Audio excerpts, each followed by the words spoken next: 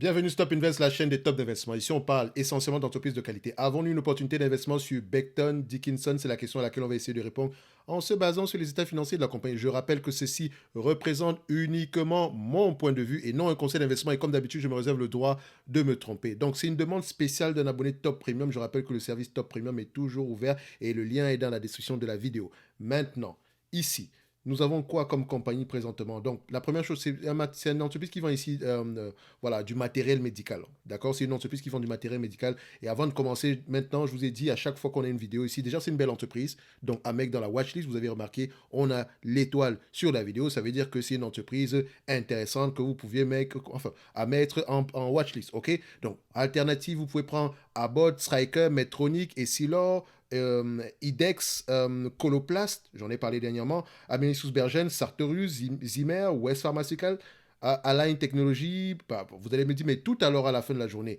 Je dirais la grande majorité des 10-20 premières entreprises ici mériteraient avoir une place dans la watchlist. Moi, j'aime bien les grosses entreprises. J'ai pas envie de me casser la tête avec les petites entités, etc. Je ne dis pas qu'on peut pas avoir voilà, de succès avec ces entités-là. Non, au contraire. D'habitude même, il est prouvé que ces entités-là ont tendance ici à avoir des performances bien plus élevées que ça. Mais en termes de sécurité, j'ai une préférence ici pour les grosses entités. Maintenant, pour Abbott, excusez-moi, je voulais parler d'Abbott, mais voilà.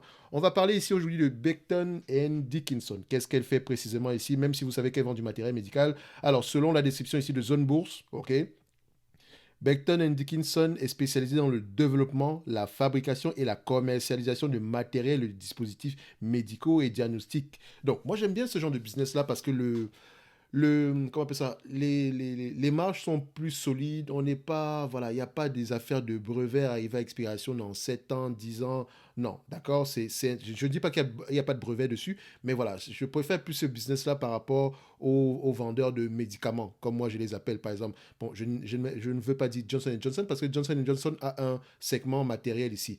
Disons les vendeurs de médicaments comme Gilead, qu'on a étudié dernièrement, qui est sous-évalué, mais, voilà. Également comme Sanofi, d'accord, qui est un vendeur de médicaments, qui est sous-évalué. Maintenant, à vous de voir si ça vous intéresse. Bref, pour Becton Dickinson, d'accord, on va aller regarder directement, vu que c'est la première fois qu'on a à l'étudier sur la chaîne. À chaque fois qu'on a une entreprise ici qu'on étudie pour la première fois, on fait le cheminement normal comme il se doit, à savoir revenus, croissance des revenus, marge, etc. D'accord? Ici, on a une croissance des revenus, d'accord? Parce que ici, la croissance des revenus ici aux alentours, voilà, on a à peu près 18 milliards. Je vous ai toujours dit, la croissance c'est bien, mais est-ce que déjà la croissance provient d'où? Acquisition organique ou manière organique. On voit ici qu'il y a une acquisition là et là. Donc, c'est un mix des deux. Et c'est une grosse acquisition, 15 milliards. Donc, quand vous allez lire les rapports financiers ici de 2019 et 2020, posez la question à savoir, l'acquisition qu'on a faite ici, est-ce qu'elle s'est bien passée? Est-ce que les promesses ont été tenues? Ok, c'est bien de faire des acquisitions, mais est-ce que vous arrivez à garder vos marges stables, au moins avant même de les faire croître? Donc, je vois ici que ce n'est pas le cas. Ok, les marges sont voilà, les marges sont en point d'interrogation, on va le dire comme ça. Parce que là, on avait à peu près, avant les grosses acquisitions, tantôt 50%, et là, on se retrouve à du 45%. Est-ce que les entités qu'on a achetées avaient les mêmes marges qu'on avait précédemment ici? Mais comparez toujours les marges brutes avec les marges EBITDA, au moins, au minimum, pour commencer. Vous voyez ici que on tend à peu près à parler. Voilà, c'est un langage ici, ça va. On va se dire qu'on est un peu plus stable au niveau des marges brutes ici. Donc, d'accord. Donc, on a peut-être sacrifié, au niveau des marges EBITDA, on a peut-être sacrifié de la croissance, on a peut-être sacrifié des marges brutes ici, mais on a gardé le même niveau de marge EBITDA. Donc, ça dit qu'elle est devenue elle est devenue de plus en plus efficiente. OK? Donc, il faut aller voir ça. Maintenant, une fois qu'on a ces informations, j'aime bien aller regarder la dette nette également. D'accord? La dette nette ici, en termes d'évolution, on a une dette nette qui avance très rapidement, mais en termes de dette nette sur EBITDA, qu'est-ce qu'on obtient? On a une dette nette sur EBITDA aux alentours de 3,3. Je vous ai dit, tout ce qui est en dessous de 5, c'est bien. Mais je vous ai toujours dit ici qu'on repaye la dette avec quoi? Des free cash flow. D'accord? On repaye la dette avec les free cash flow. Donc si on a un niveau de dette nette aux alentours ici aujourd'hui de 15 milliards 800, on a des free cash flow de combien? Pour avoir déjà les free cash flow, on va voir si les free cash flow, le net income parlent le même langage. Free cash flow doit au moins être égal à net income. D'accord? Si on a des net income et pas de free cash flow, posez les bonnes questions. Pourquoi est-ce que c'est le cas? Est-ce que c'est durable ou temporaire? Quand on les met sur le même graphique, on voit ici que les deux ont tendance, je dirais, les free cash flow sur les dernières années ont tendance à les deux ne parlent pas le même langage, je vais le dire comme ça. Les free cash flow sont plus élevés que les net income, en moyenne, en général, pour cette compagnie-ci. Donc, la véritable rentabilité, si on va la retrouver au niveau excusez-moi, des free cash flow. Des free cash flow, oui, exactement. Donc, ici, vous voyez que les free cash flow sont en véritable, c'est une chute libre entre 2020, 2021 et 2022. Il faut aller poser la question, pourquoi dans les rapports financiers? Est-ce que c'est temporaire ou est-ce que c'est durable? Mais ce qui m'intéresse ici, c'est de savoir, elle peut repayer la dette en combien de temps? Donc, si on prend ici, disons elle a à peu près 2 milliards par an, on a calculé ici que la dette nette est aux alentours de 15, 16 milliards par là. Donc, elle peut repayer la dette nette ici avec les free cash flow en 2 ans. D'accord? Disons si c'est 2 milliards par là en 2 ans. On peut également vérifier ici, est-ce que les analystes attendent à des free cash flow plus élevés dans le futur? Admettons en année N plus 3, exagérons, on s'attend même à quelque chose de plus élevé que ça. Donc elle peut repayer les free cash flow très rapidement. Elle peut repayer ici la dette très rapidement. Ok, j'ai besoin ici de mon PER. Vu que les free cash flow représentent la véritable rentabilité de cette compagnie, je connais le PER ici. Je pense que pour cette compagnie, j'appelle ça PER, mais ici c'est Price to Free Cash Flow. Et réfléchissez toujours en termes de rendement. OK? Dans le sens où l'entreprise se négocie à combien de fois les free cash flow? 10, 20, 13, 14, 15, 22? Combien? Moi, ici, pour ce genre d'entreprise, je sais que on aura tendance à s'échanger avec aux alentours de 20, 25. OK?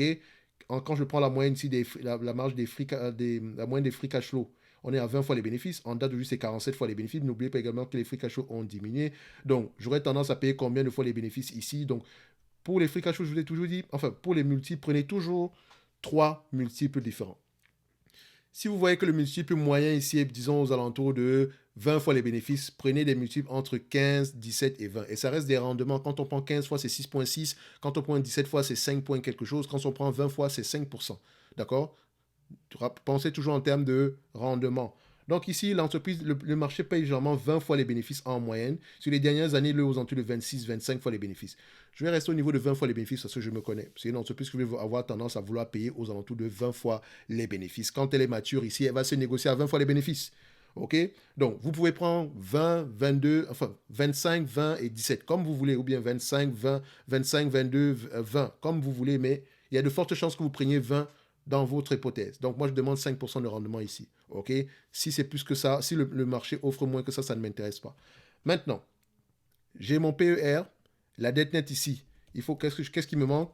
Là, le nombre d'actions. L'évolution du nombre d'actions ici, qu'est-ce qu'on a en date d'aujourd'hui? 285,34. Donc, je prends ici 15,840 divisé par 285,34. Avant de terminer ici, je vais vous poser une question. Est-ce que vous préférez que la vidéo soit, voilà, avec plus de détails, enfin quand je dis plus de détails, qu'elle soit à peu près aux alentours de 10 minutes ou bien aux alentours de 5 minutes? Et je rappelle une chose, si la vidéo est de 5 minutes et moins, je vais uniquement donner le prix. Pas besoin de passer par évolution des marges, net, machin. D'accord? Vous avez remarqué que c'est un exercice. Quand j'ai déjà parlé d'une entreprise une fois, généralement, je reviens, je donne juste l'objectif du prix parce que je pense que vous pouvez déjà faire le même cheminement. Par exemple, si je parle de Nexity, il n'y a pas grand-chose à dire, mis à part l'objectif de prix. Si je parle ici, et encore, peut-être qu'on va même parler d'objectif de prix, mais en rentrant dans les rapports financiers. Si je parle ici d'LVMH, c'est la même chose.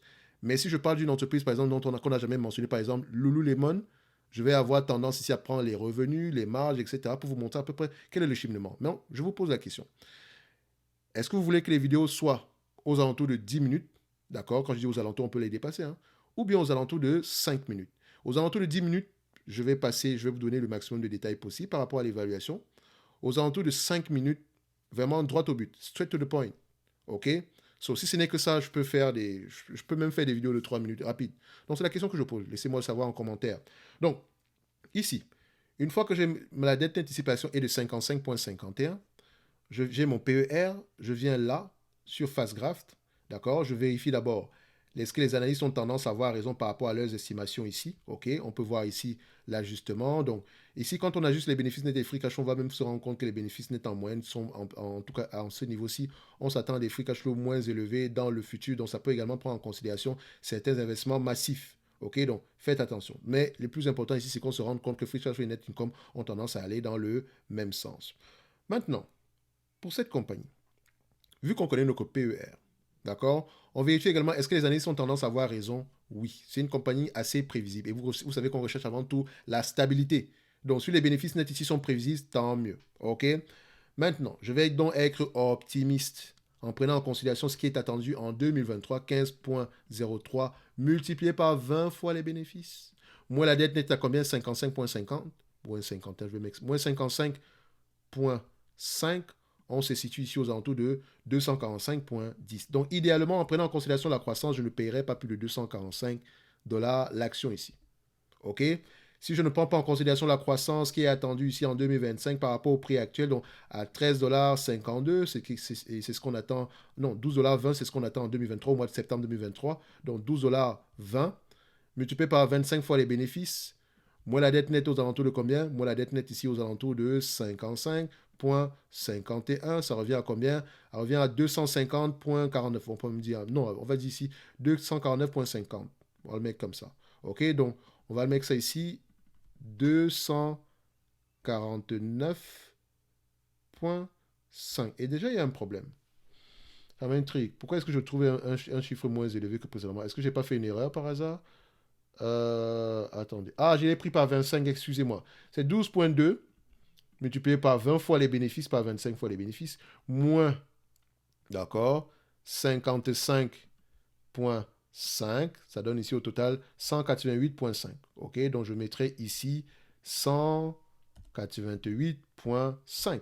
Voilà. Donc aujourd'hui, cette compagnie-ci, alors, au prix actuel, elle est correctement évaluée. Ça prend bien en considération une certaine croissance. Si elle venait à me distribuer la totalité des bénéfices nets en date d'aujourd'hui, ceux attendus en 2023 ici, par rapport au prix actuel, non de 247 dollars à l'action, on serait aux alentours de 4,9%.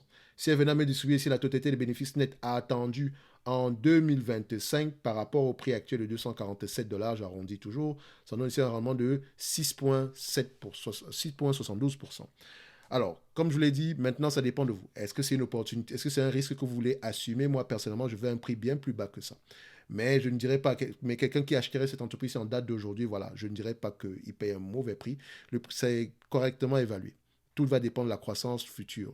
Et également, vous me rendez compte ici qu'en termes de dividendes, il y a de fortes chances que le dividende ici soit à un prix plus... Enfin, le rendement dividende potentiel soit aux alentours de 6%. Le rendement aux actionnaires potentiels soit aux alentours de 6%. Actuellement, on est à 1,47, donc il continue à croître. Donc, c'est le genre d'entreprise qui va avoir tendance à faire croître son dividende année après année. Ça, c'est une certitude tant et aussi longtemps que les marges et les bénéfices nets restent au moins à ce niveau-ci. OK? Donc, si aujourd'hui cette compagnie-ci vous intéresse, vous savez à quoi vous en tenir. N'oubliez pas, dans la description de cette vidéo-ci, vous avez le lien vers le service Top Premium. Et on se dit à bientôt pour, comment on appelle encore cette compagnie-là? Becton Dickinson, belle entreprise à avoir sur sa watchlist, mais personnellement, je vais demander un prix bien plus bas que ça. Mais maintenant, c'est à vous de voir si vous voulez aller plus loin. Mais n'hésitez pas à la mettre dans votre watchlist parce que c'est une entreprise intéressante à avoir en portefeuille au cas où vous arrivez à la choper à un prix assez intéressant. Donc n'oubliez pas la question à savoir 5 ou 10 minutes. À bientôt.